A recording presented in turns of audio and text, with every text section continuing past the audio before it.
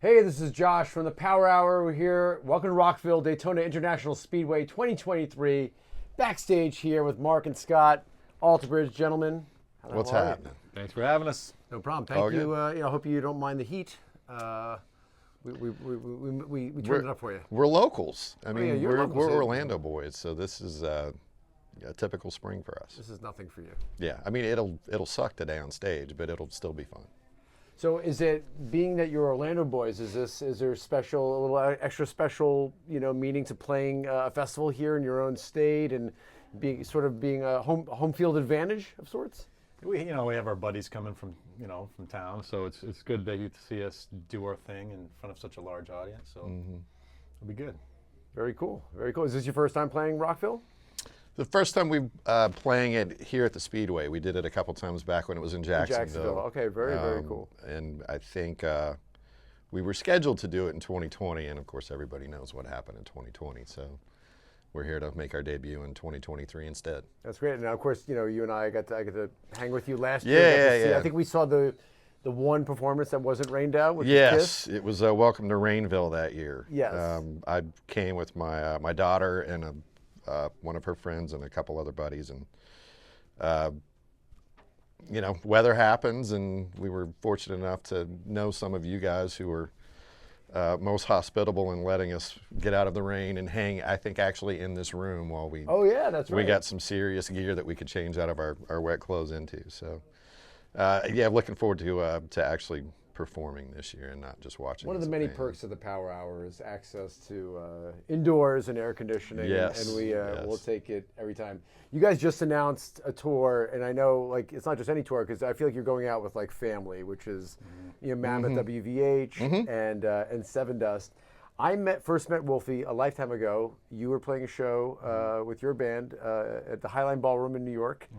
And a pimply-faced little kid had come to the show. What's it like for you guys? You must, are you guys like proud big brothers of sorts? Absolutely. I met Wolfgang the first time when he was probably 7 years old. When we were opening up for Van Halen. Oh yeah. Madison Square Garden, and seeing him go from that to coming to Alter Bridge shows and inviting, he invited me one day to go see Van Halen practice at 5150 Studios. Right. And we just became buds, and he joined my Tremonti band, and then recorded 2 records, and then he's just better to have him be the leader of his band than the bass player in my band. So he's we're so proud to see how the world's embraced it, and they're killing it. Yeah, they're such a great band too.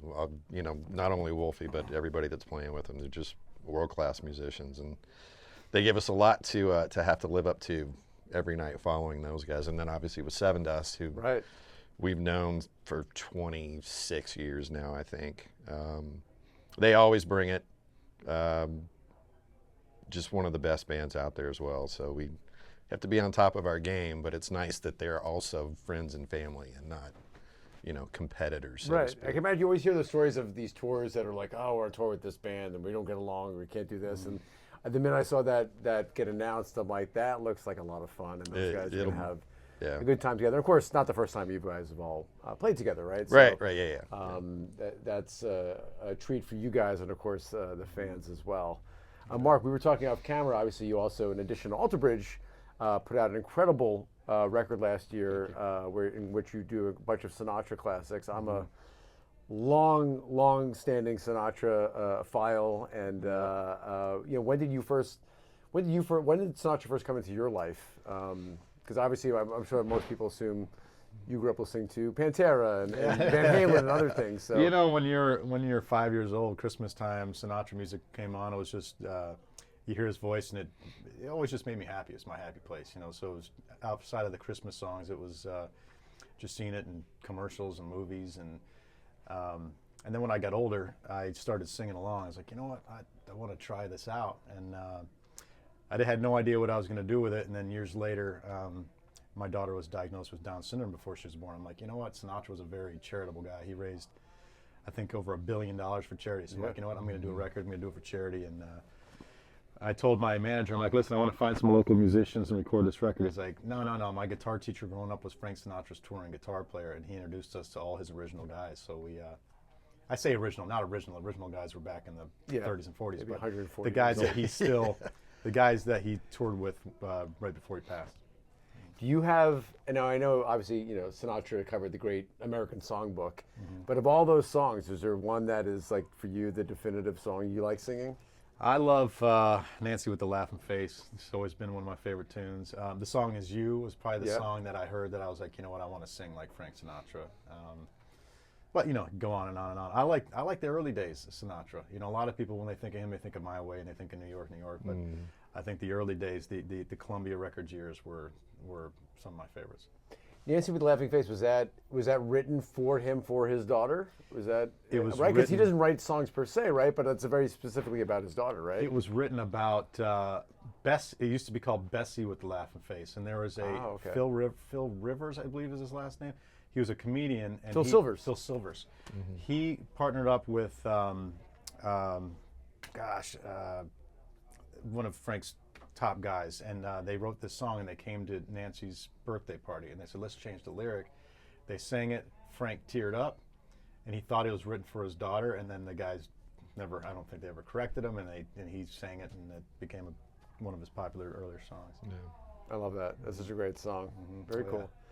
Awesome. Well, you know, obviously last year I had the pleasure of working with you guys on the Tour of Horrors, your first ever graphic novel. What was it like, sort of seeing you guys versions of your sort of, you know, funhouse mirror versions of yourself in comic form? What was that like for you? I love it. My favorite picture of the whole thing is our tour manager Joey. When he calls me, I have that picture on my phone of him. I should do that as well. great. You got to send that to me. Oh, yeah. That's how it originally started. We were, you know, I was talking with Tim, your incredible manager, and, you know, the story started emerging that, you know, most rock bands, you know, there's your wild stories of Keith Richards and Mick Jagger, but he's like, with Alter Bridge, you know, our crew are the insane ones. Yeah. And I think a lot of it was sort of sparked, you know, from that type of stuff. But so cool, guys, seeing you guys in that format, and I know how much the fans are digging it, and we still all the time we still get you know, still a very popular project. So hopefully we'll get to do. Loved it. Hopefully we'll get to do There more. could be a part two. You never Part know. two, Yeah, sequel. volume two. Yeah. Fingers crossed. Finally, obviously, what can fans expect tonight? Now, this is you know, you're on a bill. I got to ask, obviously, because I know, you know, you're you know, you guys are such metal fans yourselves. Can you even comprehend that we're sort of going to be on a night here tonight with Pantera? Oh, it's great, man. And with Zach and Charlie filling in. It's incredible. It's incredible, and I feel like if you're going to pay tribute to, you know, the Abbott brothers, you know, picking Charlie from Anthrax, who's really nailing Vinny's parts, and Zach Wilde on guitar. I mean, I couldn't think of two better people to fill those roles and pay tribute to, you know, to Dime and Vinny. So I'm excited to see it. We've got a couple other shows I think that we're doing in Europe over the summer where we're going to get a chance to see them as well. But, you know, tonight being the first night definitely will be a special one.